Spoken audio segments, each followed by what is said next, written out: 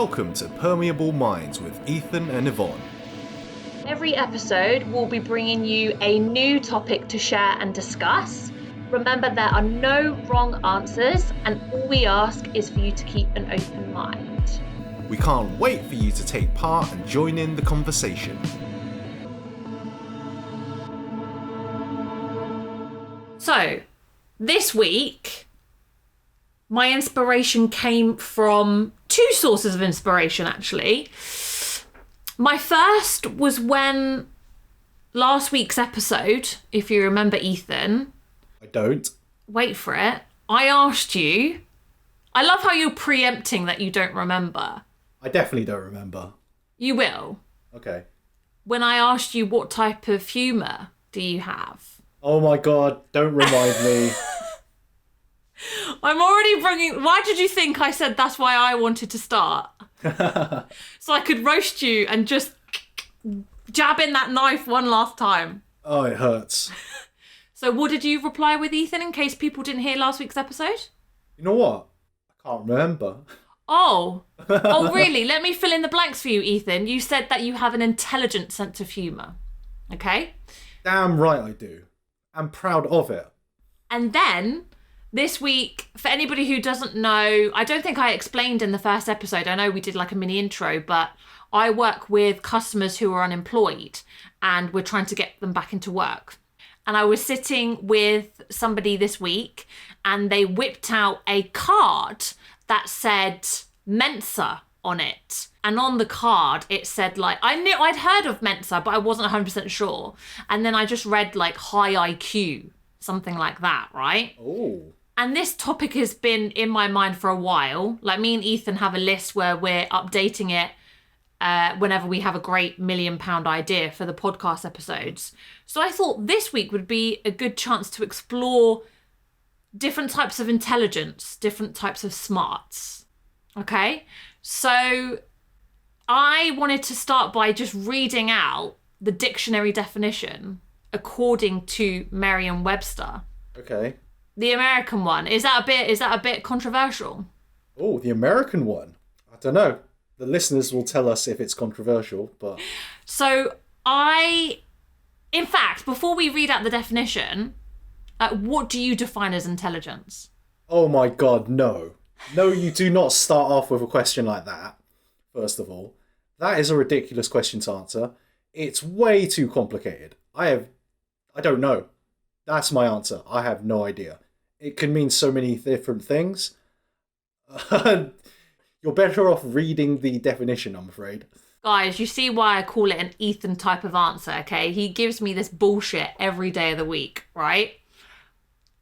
I want to just put in my 2 pence before I read the definition. Go on. So I thought being intelligent meant you just know a lot about a lot of stuff. Okay. Right? You're quite worldly. You just know a lot of information. That's how I would define somebody who's intelligent, right? Okay, yep. I will say that, why worldly? Maybe I just said worldly in terms of like, I feel like people who know a lot about the world, so who are not trapped in their little bubble, who are not confined to the ins and outs of their life, but they just know a little bit more about what's going on in the world around them. Okay, fair enough. So then if I read Merriam-Webster's dictionary definition. Okay. What is the best definition of intelligence? It says the ability to learn or understand or to deal with or try new situations. Okay, well that's surprising, I would say. What are your thoughts? I mean, it's very vague, as it should be. Like a horoscope. Yeah, it's vague, but it's so general, which I imagine is the best way to go forward because it's so hard to define intelligence. Because there's so many different avenues, right? Yeah. The bit that I really liked and really stood out to me, because it's something that me and you were trying to do, is something that we are trying to achieve on this podcast, is the ability to deal with new or trying situations. So it's about opening yourself up. Like we always say, open-minded, right? Mm-hmm. Yep. To trying something new. The ability to be able to do that. So that really stood out to me in terms of a definition.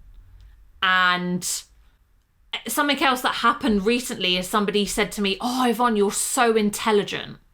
And instead of just taking the compliment, I just kind of went home and thought, what does that person mean by intelligent? I don't show any intelligence. I talk shit 90% of the time. So then it got me thinking about, what does intelligence actually mean? How can you define it? And then it got me onto thinking of different avenues of being book smart versus street smart, emotional intelligence. Yep. And the question that I really wanted to try and answer today, whether it is at all possible, is whether people value having intelligence, whatever that might mean, over emotional intelligence. Okay, so basically you're talking about the kind of really classic IQ versus EQ debate, perhaps. Exactly. And I wasn't even really aware of EQ as a concept until I'd say the last 2 or 3 years or so. That doesn't surprise me. I've never really heard people in the West or in UK use EQ much. But back in China, they actually use EQ quite a lot. First of all, it's quite cool that you noticed a difference. But second of all, why do they use it a lot? Why is it a familiar term? I'm not entirely sure. I mean, the reason why I've noticed it is because I was like you. The first time I heard EQ, I was like, what the hell is that? Is that something that the Chinese have made up to make it easier to explain certain things? But apparently it's not. It is an established thing. EQ, emotional quotient, or whatever it's supposed to stand for. Yeah. But as to why the Chinese use it, I guess because I have no idea. Let's lay my cards on the table. I have no idea. I'm guessing it's because in China there's heavy pressure to be intelligent, book smart, do well at school, get into a good university. University, unlike uni here, where you might have, it's not all about grades. You have interviews, you can show your personal side, any kind of like extracurricular activities. In China, grades, that's it, right? So if you don't hit those marks, you ain't getting into a good university. Really? Yeah, definitely. That's why Chinese, like, I guess the equivalent to A-levels is super competitive, way too much pressure put on the kids, and, you know, tons of suicides every year, to be honest. Yeah. I think that goes for quite a lot of Asia. Like Japan, I know that's quite a big issue as well. The pressure of society, the pressure of, you know, succeeding happens a lot in Japan as well. I didn't realize it was maybe like an East Asia thing. Possibly, yeah. And so why I believe like EQ came to be quite well known is that there is I guess in some ways, a harder distinction between the two. Can I ask, so you went to university in the UK and in China? Yeah. So did you have to do anything differently? What did you have to do to get into that Chinese university to do your master's? A lot of people feel loyalty to kind of institutions that they've studied at, like schools and universities, right? I don't necessarily feel that way. I think the only place I feel loyalty to is actually my school, like from 11 to 18. Okay. So in terms of the university, believe me when I say a monkey could have got into the course I got into. Right. There were basically very little in terms of standards. And the main reason for that is, one, although it's a Chinese university, it was an English course. So they're looking for mainly foreigners. Right. And therefore, they're not using the same standards as the Chinese one. And secondly, I think possibly the course was fairly new. So they were, I don't want to use the word desperate, but they were definitely gagging for foreign students to join, basically. So do you think there's more of a pressure on Chinese students getting into Chinese universities than having foreign students come from abroad? Oh yeah, like the uni I went to in China is like ridiculously hard for Chinese students to get into. But for foreign students, well easy. I know this is a difficult question to answer, but like why? First of all, why is it just because of like the Chinese and their culture, or do you think it's just as easy for foreign students to come to UK universities? I don't know. I couldn't answer that question. It's something that if anybody listening, I know a couple of friends of mine are from places like Hong Kong, Korea, who have studied in Western universities, whether it's just as easy for them to come over here and vice versa. That would be hard for me to answer since I don't really have too much experience the other way. But from what I imagine and from just kind of talking to friends and stuff, coming over here into the UK, it's more of an even playing field between the natives and the foreigners. Whereas in China, at least the course I was on, I do want to stress that the course I was on, because it was new, we didn't have any native Chinese people in our course. But I do know that the people, because we had classes with other Chinese students from similar courses, they worked extremely hard to get there. In terms of education, so I feel like a lot of my life has been shaped by my education, right? Mm-hmm. So just to give people context, I went to a grammar school. Okay. Which meant, for those of you who aren't familiar with the term, in the UK, you have to do an entrance exam to get into a grammar school. Now, it's not a private school, so the school, you don't have to pay for it. You just have to pass an entrance exam, and then you wouldn't have to go to a comprehensive school. And the reason why I chose to do that, 2 reasons. One, my opinion of the schools in my local area were pretty shoddy. I didn't want to go to the local comprehensive school. It had very bad reviews, etc.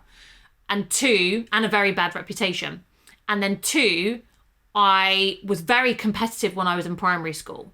I always thought I was the clever dick because I knew all my times tables. Yeah, you laugh now because we all know I'm not clever dick anymore. But I thought I was clever dick. Like, I knew all my times tables off by heart. Like, look at me and my, excellent grades and SATs, which we all know now doesn't matter. Like the exams we take in year 2 and year 6. So when we're 7 years old, for crying out loud, and when we're 11. And I was always trying to compete for top set, for anything that got me recognition, right? I tried to be the lead in the school play. Like, I wanted to be a show off, but I wasn't a very successful show off, right? I was competing against a girl who played Nala in the West End in The Lion King. Okay, that's... How is she doing now? She's great. I think she's loving life. I stalk her Facebook every now and again. She seemed really happy. I really hope you're not serious about that. What, about her being happy? About you stalking her. Oh yeah, you got to have a look what's going on. If people post a photo or whatever, I think that they have a child, they're married, they're doing well. Okay, cool. But when I went to grammar school, the mistake I made, I went into school thinking, yeah, I'm clever, right? I'm intelligent, when I was 11 years old. I got to grammar school, and of course we all passed that entrance exam, so of course we were all clever dicks. Mm-hmm. Of course, I went from being top of the class to being middle of the class, sometimes below mediocre. So I really got brought back down to earth from going to grammar school. I learned that, I think the biggest lesson I learned, that I wasn't intelligent. The reason why I got to grammar school wasn't because I was intelligent. It wasn't because I knew the most amount of information. It wasn't because I knew all of my times tables, right? Yeah. It was because I was disciplined. Okay. That was the biggest difference to me. Oh, okay. So I know that I was a very disciplined individual back then. And I would argue to some extent I still am. You had to be disciplined when you were unemployed. So I spent the best part of 2020 unemployed. You have to be disciplined. Otherwise, you'll just be sitting on your arse all day feeling sorry for yourself, right? Yep. I'm very resilient. So when I got to grammar school, it wasn't because I was clever. It was because I passed an entrance exam. It's because I was disciplined enough to study for that exam. Yep. When there were probably people more intelligent than I was not going to grammar school, but they were just too lazy to do the exam, if that makes sense. Makes sense, yep. So do you think that there is that much difference between being intelligent and having discipline? Yes. I really, really think so. Do you think that discipline allowed you to overachieve in the intelligence department? I wouldn't say that I was a clever kid when I got to the grammar school. It was because I was disciplined I was able to get in, but had I gone to an ordinary comprehensive school, I probably would have been top of the class. But again, does that correlate with me being disciplined? You know, if I went to a comprehensive school, would I have been disciplined enough to work hard and achieve? I don't know. That's a really good question. Maybe I was intelligent enough to be disciplined. Yeah, that's what I mean. Like, maybe there's a bigger connection there than we think. I mean, talking about discipline, funnily enough, I was the complete opposite. Go on. I was not disciplined at school or in uni, especially at uni. So the kind of thing that I felt was that I am not naturally disciplined when it comes to education. But during school, I'm living with my parents. They're on me. You got to do your homework. Got to go to sleep at 9. Yes, 9. And it was kind of forced out of me. But then I went to uni. God, uni. There was like such a lack of studying that, yeah, it's quite astounding to think back on it now, how little I studied. Even around exam season? Like bare minimum. A lot of last minute cramming. Oh, God. Okay, this is where I use this example so much in my workshops at work, where I say to people going into like an interview, you don't want to be one of those people that crams for the exam or crams for the interview the night before because you're not going to do well. So, but to be fair, I don't want to put genders on the table, but I'm going to do it. Okay. So typically, the pattern I've seen over the years, through working in education, there is method to my madness. I've worked in education before, and it tends to be the girls, the females, that do a little bit every day. They pace out their studying, they don't cram, whereas the men and the males tend to cram the night before. But I don't know why that is. And they get away with it. This is the thing that pisses me off the most. Well, now you make me feel bad for saying that. Go on, Ethan, are you also like that? So, I'm going to be brutally honest. And I wouldn't want anything less. And everyone who is listening should feel free to roast me and, yeah, tell me what a knob I am. The reason why I inclined more to cramming, I think there were two reasons. One is I finally felt like I was out of my parents' thumb. So I just let loose. That I went crazy, you know. You rebelled? I rebelled, yeah. So many of my friends did that, particularly from South Asian families. So, yeah, there. So, I mean, that's probably quite common. The other reason is that, I'm going to use that word, I felt like I was intelligent enough to do it. And were you? No, well, I didn't get what I wanted. Let's say that.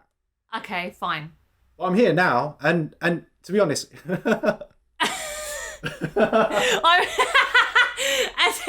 as if us doing this podcast is like, well, I'm here doing this podcast. I'm clearly, you know, thriving in life. What a sad commentary. People have just switched off the podcast. It's just me and you talking to each other now. Like, what I mean was, after that experience, I definitely felt that I had to apply myself more. Because it wasn't the outcome I wanted. I knew I could have done way better. So, like for when I went to university in China, I definitely applied myself way more. So there's definitely value in, would you say applying yourself equates to being disciplined? Yeah, I would say so. Okay. That's good to know. I feel like that's tied up in a nice little neat bow right there. I think we should discuss the other end of the spectrum.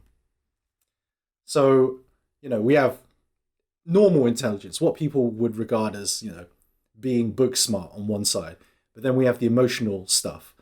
What is your take on EQ and having that emotional connection to people around you? So, like I said, it wasn't really within my vocabulary. It wasn't something I really thought about. I want to say it was either of two occasions. One, when I started full-time work.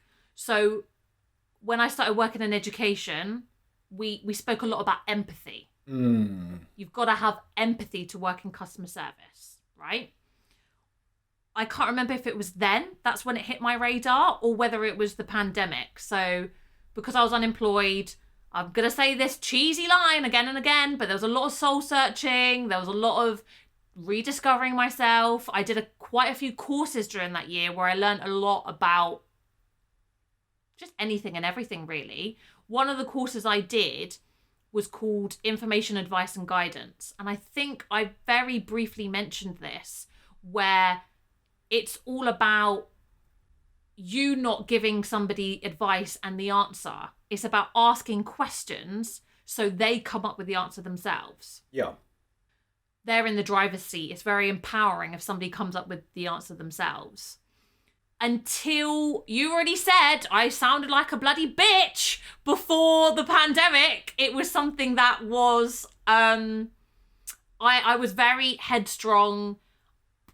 I wouldn't say arrogant. Arrogant's the wrong word, but I was very advice heavy. And I thought I knew better, when actually, who the hell am I to think I know better, right?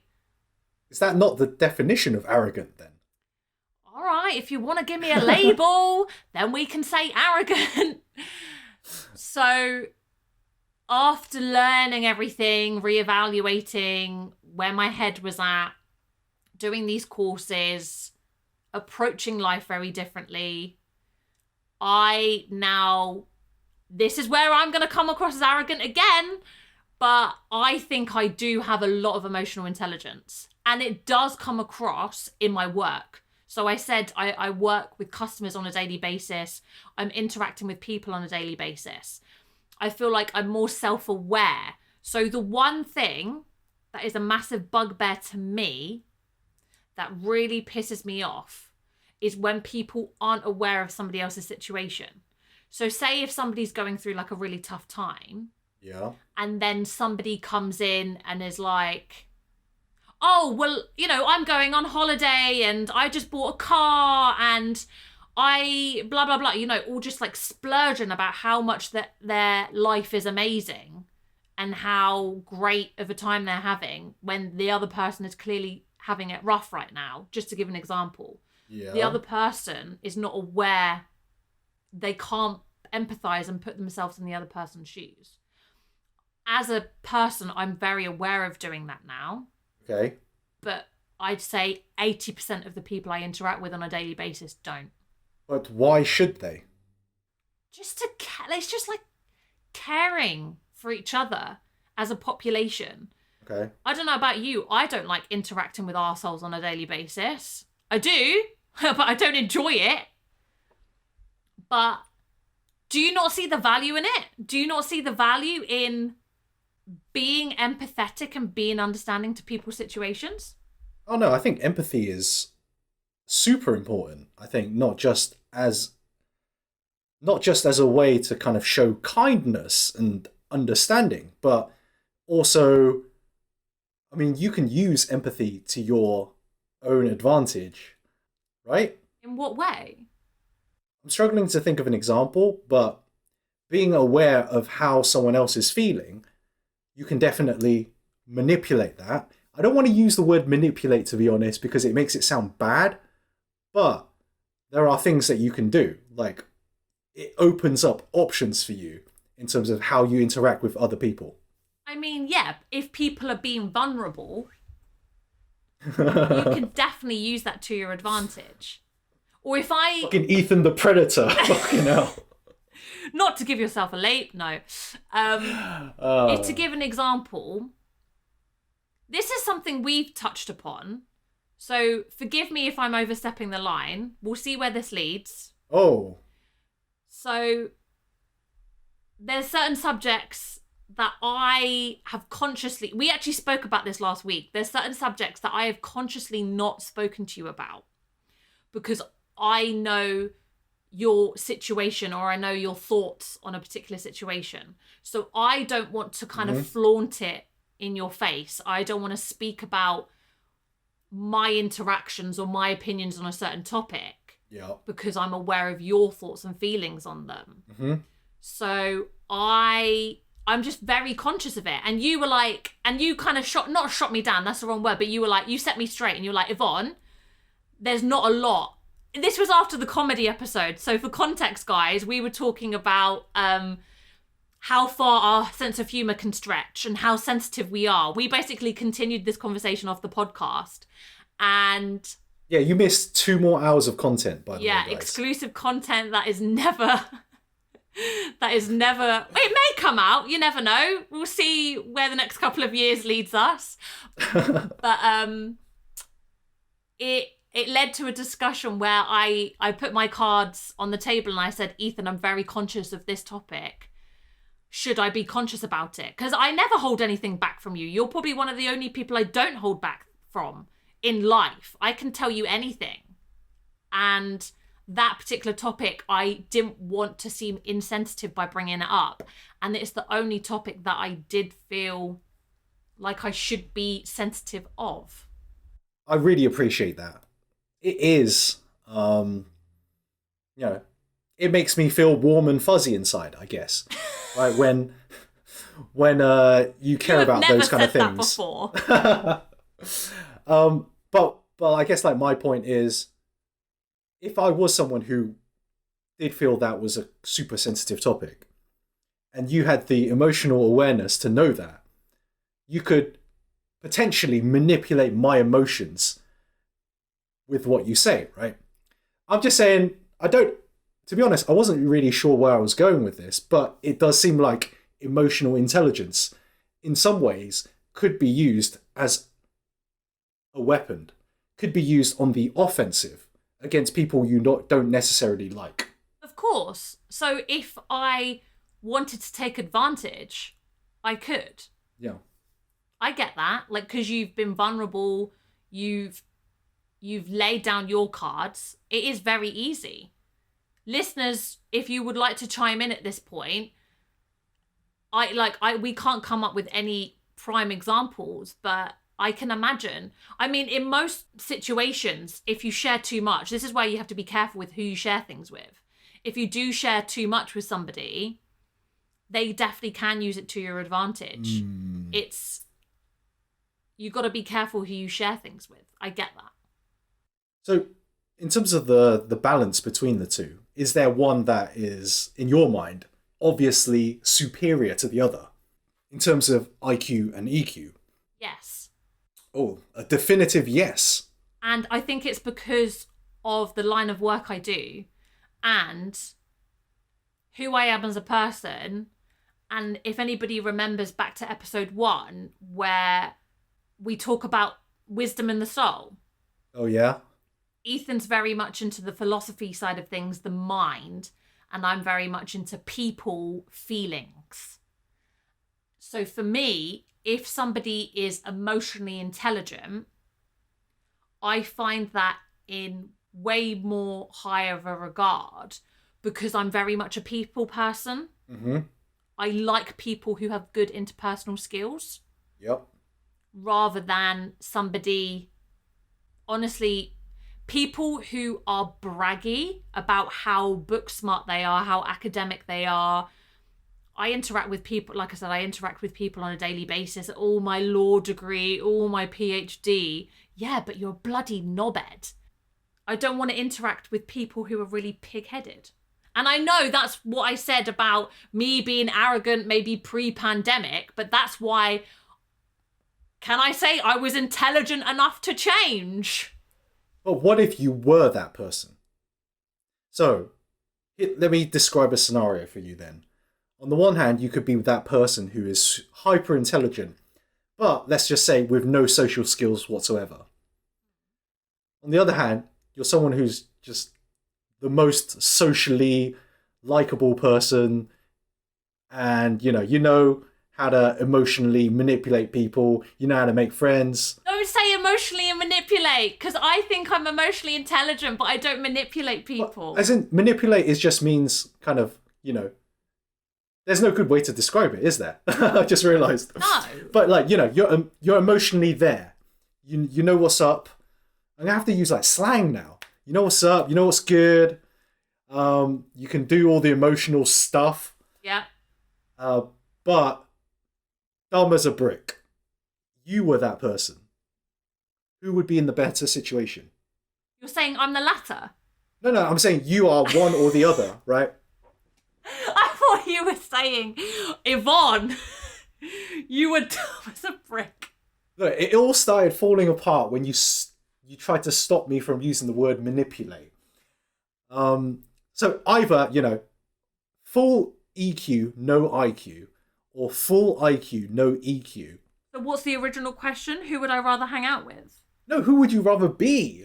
Who would I rather be? Yeah, because hanging out, obviously, you're being social with someone. So definitely, most of the time, it would be better to hang out with someone who also has social skills. That's fairly obvious. I would say I'm definitely at the latter end of that spectrum, right? Closer to being good in social situations, closer to being dumb as a brick, right? Yeah. But I would like to point out that my nearest and dearest, if I think about the 4 closest people in my life, you're included in that, Ethan. Cool. Half of them are one side of the scale and half of them are the other side of the scale. Okay. Listeners, I think you'll all agree with me when I say that she has completely not answered the question at all. So who would you rather be? And what I'm going to do to make it harder, and I would definitely love the listeners to answer this as well, is that you have to be fully one way or the other. What would you be? I'd rather be the latter, because I'm pretty much there. I'd rather be dumb as a brick, Okay. but very good socially. Okay. Can I ask you 2 questions? Go on. So that question, answer your own question. Okay, yeah. And do you think that you are emotionally intelligent? Oh, okay. That's fine. So to answer my own question to begin with, I would... Hey! Hold on. I just thought of counter arguments to my own answer, so now I'm a little flustered. So my original kind of knee-jerk reaction is I would rather be fully intelligent. You'd say that. I like to think that I'm a practical person, so I think practicality-wise, intelligence would help. I might, on a logical, scientific level, come to the conclusion that I don't need anyone. So social skills are not needed at all. Who knows? However, there have been studies, many studies, I think, that people with emotional intelligence are generally healthier mentally and feel more satisfaction in their lives. So, if I was fully emotionally intelligent, I potentially would be happier that way. Maybe. Don't know. Damn, you've opened a whole new avenue. We don't have enough time. I mean, yeah, it's way too deep. I mean, there are tons of studies that people, listeners, if you're up for it, I'll link some of these studies down in the description. You guys can read it. But yeah, no, it is a deep... There have been plenty of studies on IQ and EQ. So you know, they're not all conclusive, and a lot of them contradict each other, to be honest. But, you know, they're out there. People are interested to know. And my second question, do you consider yourself as emotionally intelligent? I consider myself to have a smidgen of emotional intelligence, but I would not call myself emotionally intelligent. Why? So I actually believe that I am quite socially awkward a lot of the times. And it was worse back in the day. I've definitely tried to improve, and I definitely feel that I'm doing better now than I did back then. But, you know, I ain't on Yvonne level. But also, people, this is just from my own perspective. People out there who know me might say I have shocking social skills. Shockingly good. Well, if we're going to no. I don't know. Do you know what it is with me? We may or may not have brang this up. Brang? Is that the right verb? We may or may not have brought this up. Brang this up. I ask a lot of questions. Mm-hmm. I ask a lot of questions when I get to know people. You do. I've noticed getting to know people recently, so whoever I meet in the last 6 months, they do not ask me any questions.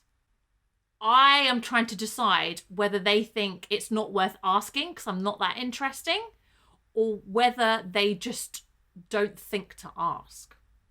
Okay, so I have two things I want to say here. One was a joke, because I have no real answer for that question. I was going to say that perhaps they already knew everything they needed to know about you. Yep. So there's no point. Yep. The other is it possible to be too emotionally intelligent? So, for example, you talk about empathy and being able to kind of put yourself in other people's shoes, understanding them, almost like the kind of like psychological kind of skills almost, right? So let's say you're at a really high level of emotional intelligence and you're asking people questions, you're talking to them, then you realize they're not doing the same back. And then you start to ponder why. Would a less emotionally intelligent person even realize that they're not asking these questions and therefore not have the kind of issues that you're having in terms of this interaction? If I was to give a direct answer, I think it's yes. They don't realize themselves that they're not getting to know me and they're not asking questions. Okay, yeah. Okay. That checks out. Sorry. I think I was kind of confused as to what your answer was, but yeah. Does it check out? It kind of checks out, yeah. So, but I'm also saying, like, if you were the less emotionally intelligent, you wouldn't have this issue. As in, you wouldn't even be thinking about their lack of questions.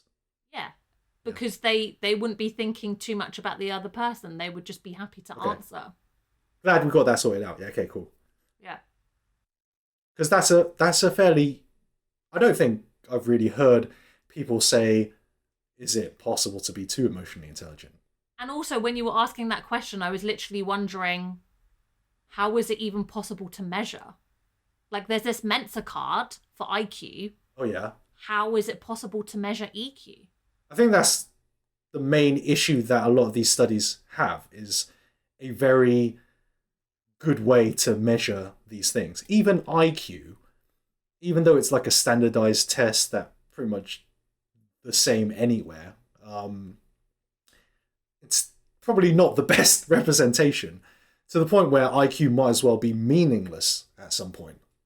As we come full circle to the start of the podcast, you couldn't define intelligence. Merriam-Webster had a very vague description of what intelligence might be. So how can you define it? If anybody intelligent enough listening can answer that question, please do get in touch. Yeah, please provide us only with the definitive UN-approved version of what intelligence means. And for everyone else, just get in touch with your thoughts. We definitely want to know, where you find yourself in terms of intelligence versus emotional intelligence, and whether you think one is more important than the other. And I definitely want to know if anyone thinks that it's possible to be too intelligent or too emotionally intelligent. If you do want to get in touch, you know where to find us. We're on Instagram, we're on Twitter, we're on Facebook at Permeable Minds. Or you can pop us an email at permeablemindspodcast@gmail.com. And as always, we will be here for the next episode, for the next discussion. See you next time. See you next time.